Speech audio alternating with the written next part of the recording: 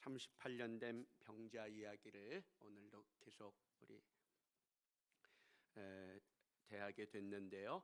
예수님께서 이 병자를 향해 내가 낫고자 하느냐 하시는 이 말씀은 그에게 병 낫고자 하는 소원이 있는지 없는지, 병 낫고자 하는 의지는 있는지 없는지 그거 확인하려는 게 아니라 그러세요.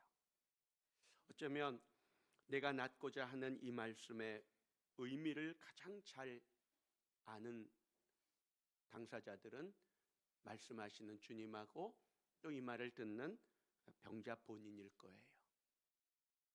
주님이 어떤 의도로 어떤 의미로 하셨는지 주님의 의도는 알 수 없지만 또 반대로 이 병자가 어떻게 들었을지 그 우리가 정확히 알 수 없지만 7절 말씀에 병자가 대답하는 말을 보면 병자는 아마도 이런 의미로 듣지 않았을까 우리 생각해 볼 수 있어요. 그건 뭐냐? 내가 낫고자 하느냐?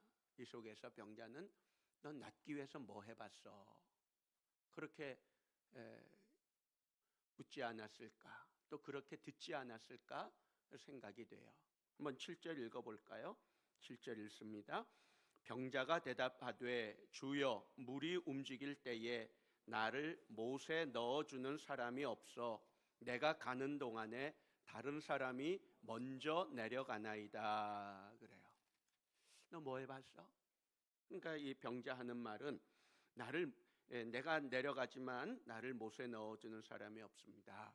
이렇게 대답한 거 아닐까 싶어요. 그러니까 뭐를 해봤느냐? 그 묻는 것 같아요. 또 병자도 그렇게 들은 것 같고요.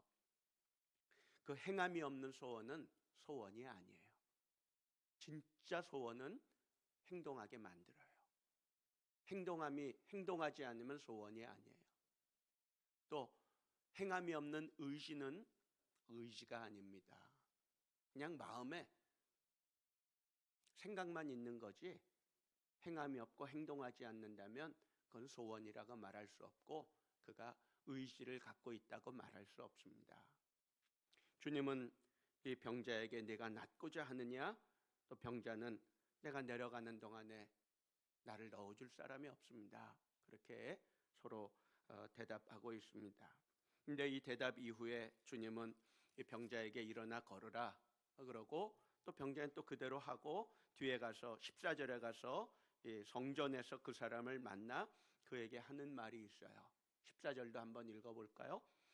그 후에 예수께서 성전에서 그 사람을 만나 이르시되 보라 내가 나았으니 더 심한 것이 생기지 않게 다시는 죄를 범하지 말라 하시니 그랬어요. 여기까지가 주님의 말씀이에요. 병자와 나누는 대화의 전부인데 자, 여기 이런 모든 대화의 맥락을 쭉 추적하면 우리는 38년 된 병자가 낫는 과정에서 아주 중요한 영적인 진리 또 중요한 통찰을 발견할 수 있습니다. 그것은 이 병의 문제만 아니라 38년 된 병의 문제만 아니라 여러분이 우리가 기도하는 여러분 각자의 그 인생 문제에 해당되고 적용될 수도 있는 아주 중요한 영적인 진리요 통찰입니다. 그 이야기를 이제 이 병자 이야기를 통해서 우리 한번 들어가 보고 또 주님의 음성을 또 느낄 수 있기를 바랍니다. 첫 번째는 이 주님은 이 사건을 통해서 이 병자의 병의 시작 그리고 병이 치유되는 과정에서 이 병자의 역할, 병자의 중요성을 지금 말씀하고 있어요. 영성의 두 축이 하나님과 자기 자신이라 그랬죠. 그 거창하게 영성이라고 그랬지만 신앙의 두 축은 하나님과 나예요. 나 자신. 한쪽은 하나님, 한쪽은 내가 있는 거죠.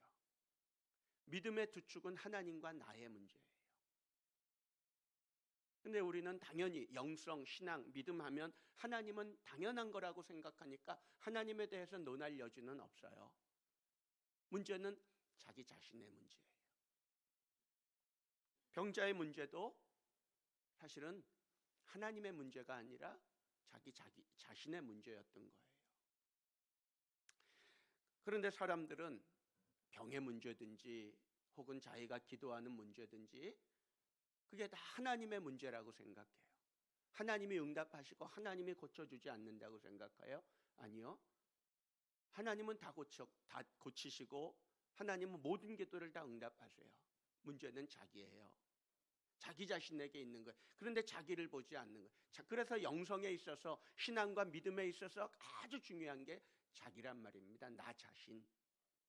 이게 얼마나 중요한지 중세의 그 영성가인 클레르보의 그 버나드라고 하는 영성가가 있어요.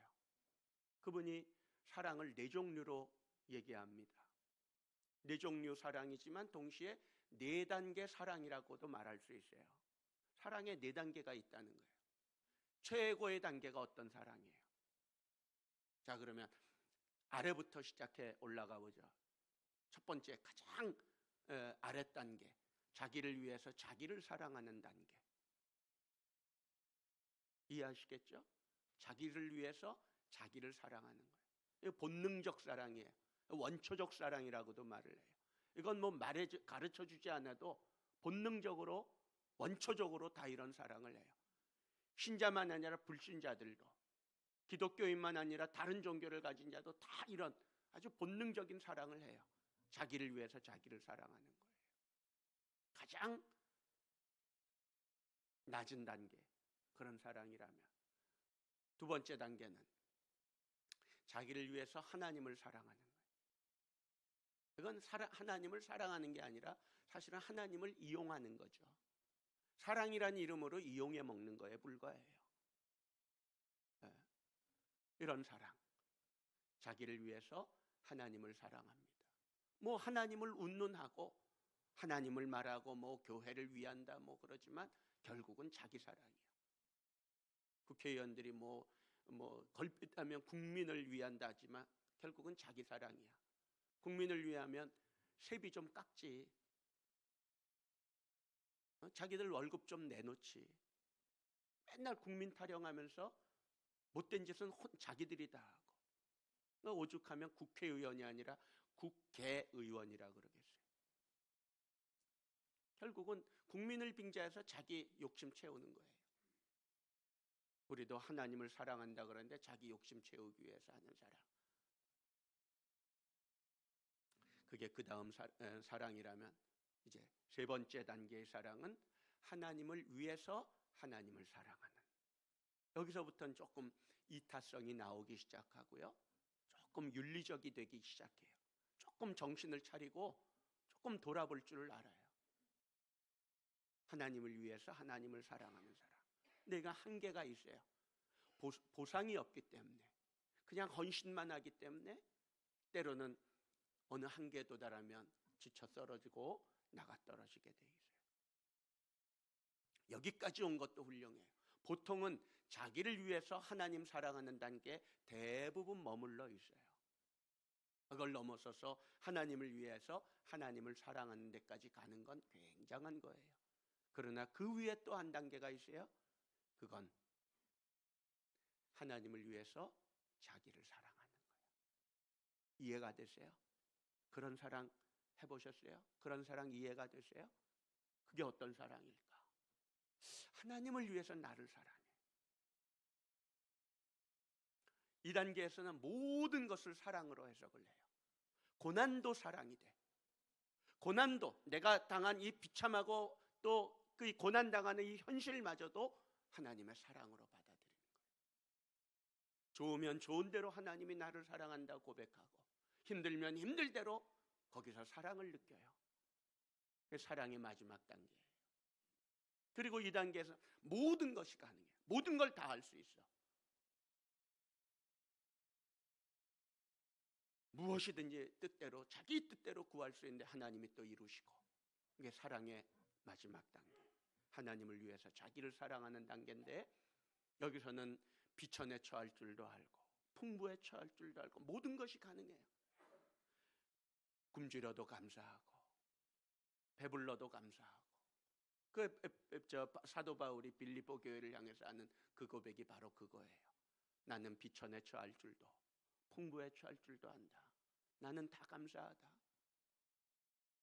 이런 단계. 자기를 위해서, 하나님을 위해서 자기를 사랑할 줄 아는, 자기를 사랑할 줄 아는 그 단계입니다. 마침 이런 생각을 갖고 있었는데 어제 저녁에 드라마를 보니까 드라마에서 그 주인공들의 대화가, 그런 대화가 나오더라고요. 여자 주인공 지은이라는 여자 주인공이 은홍가 하는 남자 주인공에게 그런 고백을 해요. 당신을 만나기 전에 내가 참 싫었습니다. 그런데 당신을 알고 나서, 당신을 만나고부터 나는 내가 좋아졌습니다. 멋있지 않아요? 당신을 알기 전에, 당신을 만나기 전엔 난 내가 싫었다는 거야. 그런데 그 사람을 만나고 나서, 그 사람을 만나면서부터는 내가 나를 사랑할 수 있게 되고, 내가 나를 좋아할 수 있게 되고, 이게 아마 그 사랑이 아닐까 싶어요. 그 사람을 위해서 그가 나를 사랑하니까 그 사람을 위해서 나도 나를 사랑할 줄 아는, 내가 좋아지는. 근데 어떤 경우에는 사랑을 할수록 자기가 비참해져, 자기가 자꾸 초라해지게 느끼게 만드는 그런 상대도 있어요. 그건 사랑이 아니에요. 근데 만나면 만날수록 내가 사랑스럽고 내가 좋아지고 또 그를 좋아하고 사랑하는 건 물론이고, 이게 사랑의 마지막 단계일 겁니다. 왜 이런 말을 해요? 그만큼 내가 중요한 거예요. 하나님과 나 사이에 우리는 영성과 신앙을 얘기하지만, 하나님만 얘기하지만, 아니, 자기가 그만큼 중요한 주제라는 걸 우리는 잊어버리고 신앙생활을 하고 있어요. 그런데 이 신앙과 영성은 반드시 구체적인 현장을 갖는다는 거죠. 추상적인 게 아니에요. 영성, 신앙하면 추상적인 개념이지만 그건 반드시 구체적인 현장을 갖고 있어요. 오늘 본문에 보면 38년 된 병자의 이 병이 바로 영성의 현장이에요. 어떤 사람은, 가난한 사람은 돈 문제가 영성의 현장일 거예요. 어떤 사람은 인간관계, 어떤 사람은 진로 문제, 이런 것들이 다 영성의 현장인데 거기에는 반드시 하나님과 내가 같이 있단 말이죠. 근데 그런 문제를 풀어갈 때 우리는 이 병의 문제만 갖고 풀어갈 때도 그게 하나님의 책임이고 하나님이 하실 일이라고 하지만, 아니, 정확하게 말하면 하나님은 이미 다 고치셨고요, 고치시길 원해요. 문제는 자기야. 자기가 그 병의 원인이기도 하고 그 병을 만들었기도 하고 38년 동안 병이 낫지 않도록 하는 것도 결국은 다 자기야. 그래서 자기를 알아야 되는 거예요. 자기 문제가 그렇게 영성의, 또 우리 삶의 모든 신앙적인 삶의 현장에서 그만큼 핵심적이고 중요하다는 말입니다. 이 병의 문제는, 이 사람 병의 시작은 결국은 자기로부터 시작했어요. 자기가 만든 병이야. 어떻게 할 수 있나? 자, 이제 두 번째, 주님은 이 병자를, 하나님의 병자를 고치시는데 이 병의 원인을 얘기하십니다. 자, 14절 말씀을 읽어봅니다. 같이 읽습니다.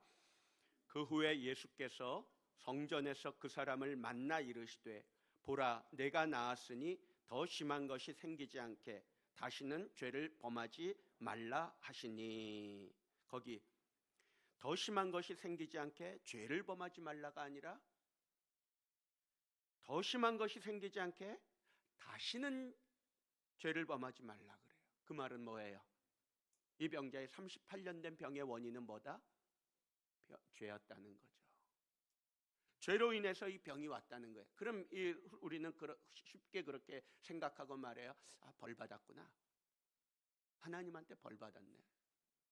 하나님이 징벌을 내리셨네. 그렇게 생각하지 않아요? 그렇게 말하지 않아요? 그건 하나님을 모르는 사람의 말이에요.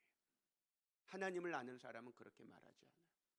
이건 신자든 불신자든 하나님을 모르는 사람은 벌 받았다고 말해요. 만약에 여러분이 하나님, 이 사람이 이런 죄 때문에 이런 일이, 병이 났다 그러면 그렇게 말하고 여러분이 이걸 하나님의 벌이라고 생각한다면 그 사람은 아직 하나님을 모르는 사람이에요. 하나님을 만나본 사람이 아니에요. 하나님을 아는 사람이 아니에요. 하나님을 아는 사람은 하나님이 벌 줬다고, 벌 주신다고 말을 하지 않아요. 아니, 오히려 하나님을 알면 하나님은 고치시는 분이야. 하나님은 치료하는 분이고, 하나님 불치병이 없으신 분이고, 어떤 병이라도 38년 된 병도 하나님은 고치잖아요.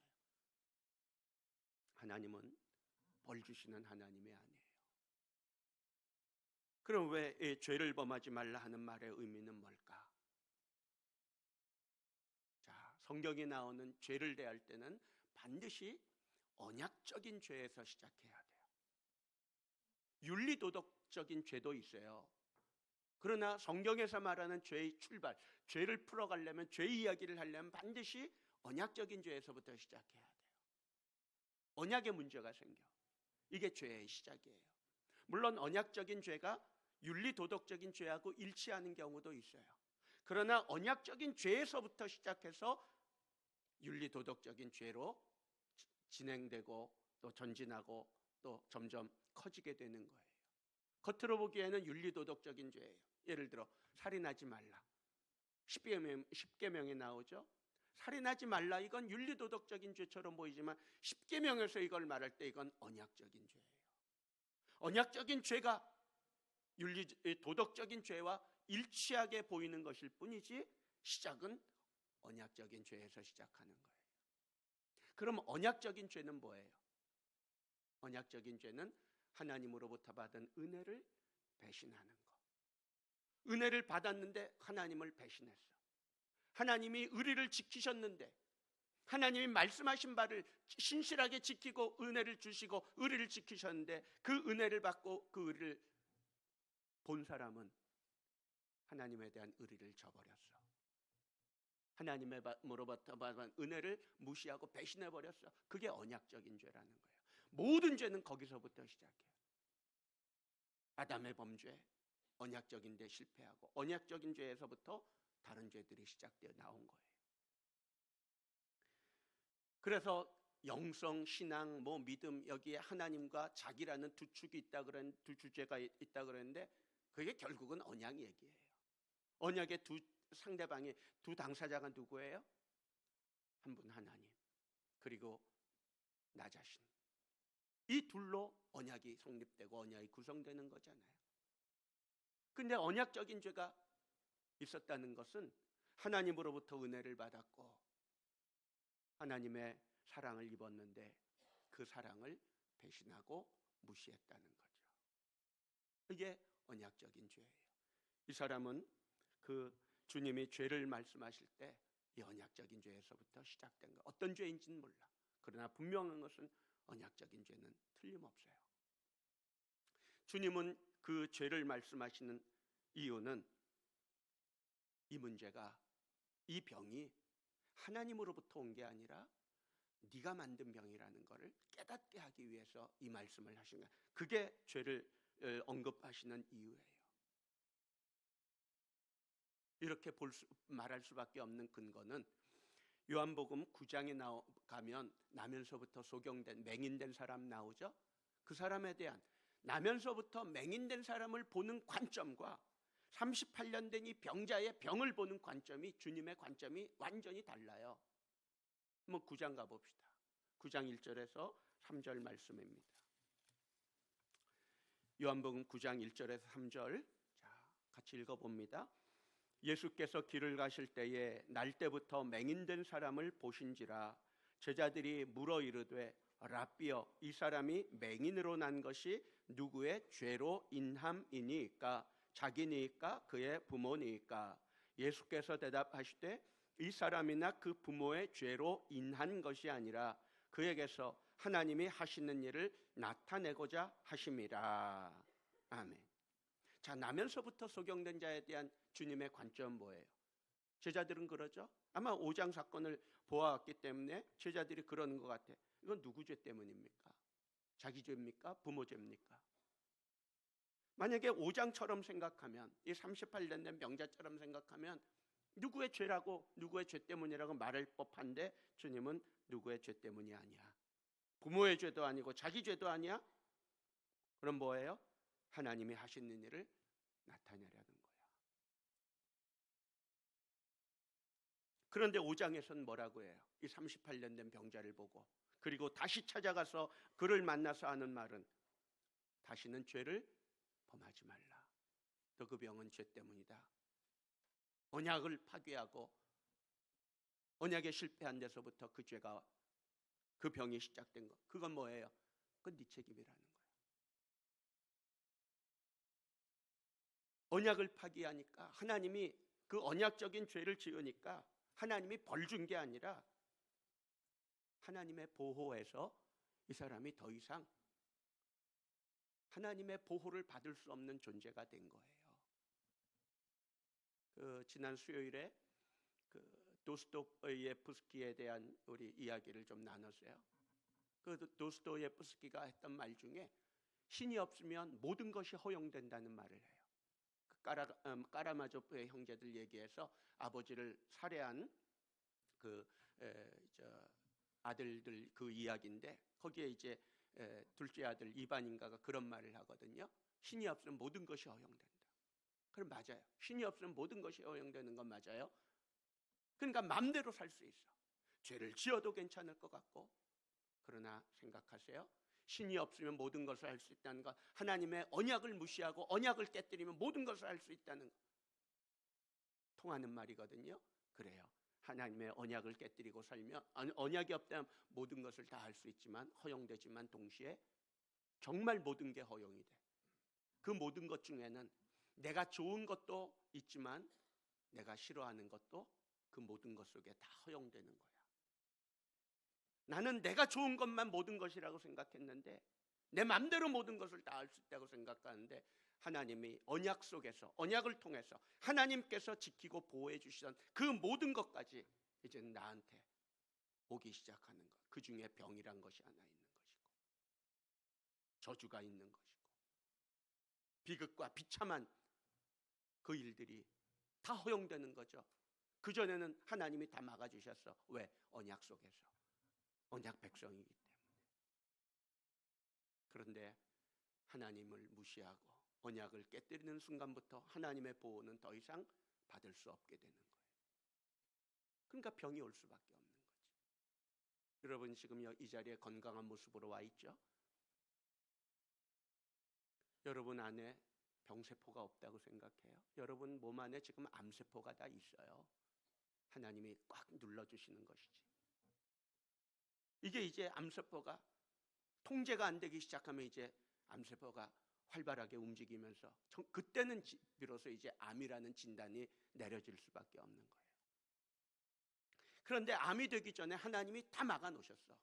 나는 몰라 그거를. 그러니까 내가 항상 건강했다고 생각해. 아니요. 내가 병 났을 때, 나도 모르고 내 안에 그런 질병이 활동하고 있을 때 하나님이 내가 모르는 사이에 다 고치고 치료하는 거예요. 말씀을 들을 때 하나님의 말씀이 그 머리끝에서 발끝까지 쫙 내 몸을, 내 안에 있는 모든 것들을 스캔해 내려가시는 거예요. 우리는 몰라. 그 병원에 가면 MRI 찍을 때 그 뼈 안에 들어갔다 나오죠. 쫙 그 침대 같은 데 누웠다가 이게 쫙 움직여서 한번 그 기계 안에 들어갔다 나오. 그동안에 그 기계가 내 몸을 쫙 스캔하잖아요. 그것처럼 하나님의 말씀이 나를 머리끝에서 발끝까지, 몸만 아니라 내 마음, 내 속까지 완전히 스캔해갖고, 아, 너 여기 아프겠구나. 하나님이 아프기 전에, 병이 되기 전에 제거하고 오줌과 똥으로 다 배설돼서 다 나가게 하고, 나쁜 세포들이. 그래, 오늘도 건강하고 내일도 건강하고. 이게 하나님의 언약 속에서 하나님의 보호하심이에요. 그래 이사야 42장 6절 7절은 그러잖아요. 나 여호와가 의로 너를 불렀은지 내가 내 손을 잡아 너를 보호하며, 너를 보호하며, 보호한다는 거잖아요. 너를 세워 백성의 언약과 이방의 빛이 되게 하리니. 이게 언약 속에 살아가는 자의 복이고 기쁨이거든요. 그런데 언약적인 하나님의 그 자기가 날마다 건강하니까 항상 건강할 줄 안 거야. 그러니까 하나님 없어도 되는 줄 알았어. 하나님이 지키고 하나님이 보호하시던 그 모든 은혜를 자기가 잘나서 그런 줄 알아. 그러니까 하나님 우습게 알고 하나님을 함부로 여기죠. 그게 언약을 깨는 거야. 그게 언약적인 죄라는 거예요. 그러니까 막 살기 시작하지. 거기서 병이, 이 사람은 병이로 왔지만 뭘로 터질지 모르는 거예요. 그러나 하나님이 이 언약 속에 들어올 때 이 사람 보호하는 건데, 그러면 하나님이 이 사람한테 벌을 준 거예요? 하나님이 벌 준 게 아니지, 자기가 스스로 자초한 거지. 하나님의 보호를 실을 타고 뛰쳐나갔으니까 하나님이 더 이상 이 언약을 깬 자를, 하나님의 은혜를 무시하고 의리를 망각한 자를 더 이상 하나님이 보호할 책임이 뭐가 있어요? 하나님 책임 없어. 하나님이 그냥 벌하지 않아도 이놈은 그렇게 병들거나 뭐 저주받고 뭐 힘들고 비참해질 수밖에 없어요. 왜? 그건 자기가 자초한 거거든. 거기에 누가 하나님을 끌어들여서 하나님이 벌 준다 그래요? 그 하나님을 모르는 거지. 언약 백성으로, 언약으로 돌아와야지. 그래 예수님이 14절 말씀에 다시 한번 우리 같이 읽어볼까요? 읽어봅니다. 14절. 그 후에 예수께서 성전에서 그 사람을 만나 이르시되 보라, 내가 나았으니 더 심한 것이 생기지 않게 다시는 죄를 범하지 말라 하시니 그랬어요. 거기 그 사람을 성전에서 만났다 그러죠. 이 만났다는 말이 원문에 보면 휴리스코라고 하는 단어인데, 이 휴리스코는 그냥 만나는 게 아니야. 찾고 찾아서 만나는 거야. 그러니까 이 명절이라 그러잖아요. 5장 1절에 유대인의 명절이 돼요. 명절에는 우리는 뭐 각기 부모 고향으로 찾아가지만 명절이 되면 이 유대인들은, 이스라엘 백성들은 예루살렘으로 다 올라와. 적어도 남자들은. 그러니까 예루살렘이 얼마나 빠글빠글 북적이겠어요. 거기에 이 사람을, 그 성전에서 이 사람을 찾는 거야. 어디 있나? 한가하는데 뭐 10명, 20명 있는 곳에서 이 사람 만나는 게 아니라 그 명절이 되면 6월절만 해도 뭐 몇만 명이 예루살렘에 모인답니다. 그 조그만 성읍에. 그러니까 거기서 이 사람을 하나 찾기 위해서 예수님이 얼마나 돌아다녔을까 한번 생각해봐요. 그리고 만났어. 정말 딱 만났어. 만나서 하는 말, 이 사람을 왜 만나려고 그랬어요? 더 심한 것이 생기지 않아야 되니까. 이게 뭐예요? 이게 은혜지. 이 사람이 먼저 언약으로 돌아온 게 아니야. 만약에 순서를 놓고 본다면 언약을 깼으니까, 언약적인 죄를 지었으니까 이 사람이 언약을 먼저 회복하고 하나님께 돌아와야지. 그 다음에 고쳐주는 거지. 그게 순서잖아요. 그런데 언약으로 돌아오지 않았어. 아직 돌아오지 않았지만 하나님이, 그리고 예수님이 먼저 찾아가서 고쳐주시잖아요. 고쳐주고 나서 그걸로 끝이 아니라 이제는 더 심한 것이 생기지 않도록 이 한마디를 하려고 예수님은 그 사람을 찾은 거야. 다시는 죄를 범하지 말라. 얼마나 은혜예요. 놀라운 은혜잖아요. 먼저 사랑하시는 하나님의 사랑은, 그러니까 언제나 먼저 사랑해. 먼저 시작되는 은혜야. 그리고 이제 말씀하시는 거죠. 다시는 죄를 범하지 말라. 다시는 언약 깨지 마.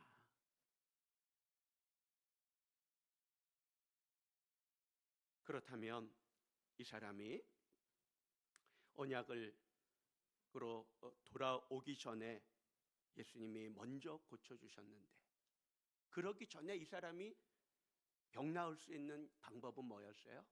회개하는 거지. 그게 이제 세 번째 회개 이야기를 하는데, 요한복음에는 회개라는 단어가 없어요.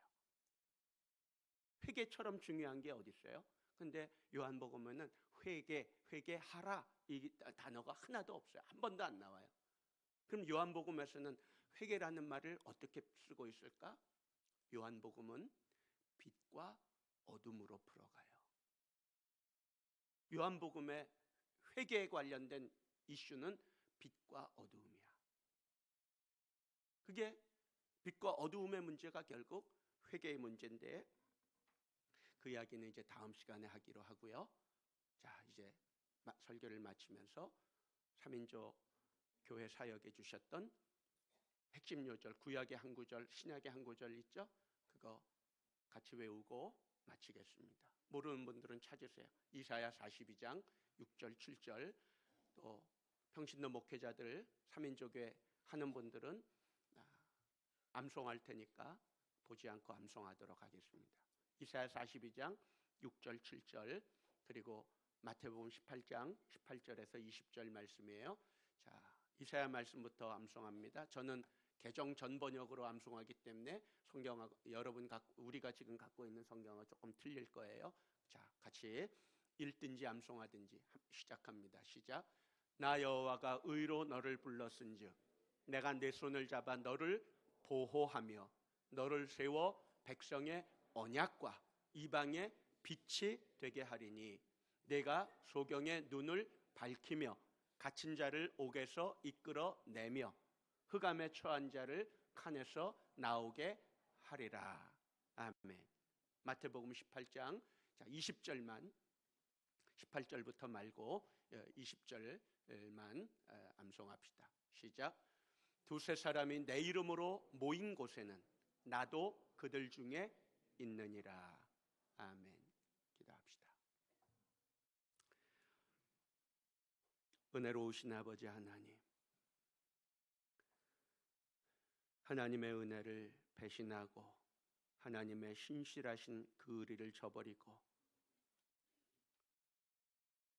자기 방식대로 자기 뜻대로 살다가 마침내 자기 방식대로 병을 고쳐보려 애쓰는 38년 된 병자의 모습 속에서 우리의 모습을 보게 하옵소서.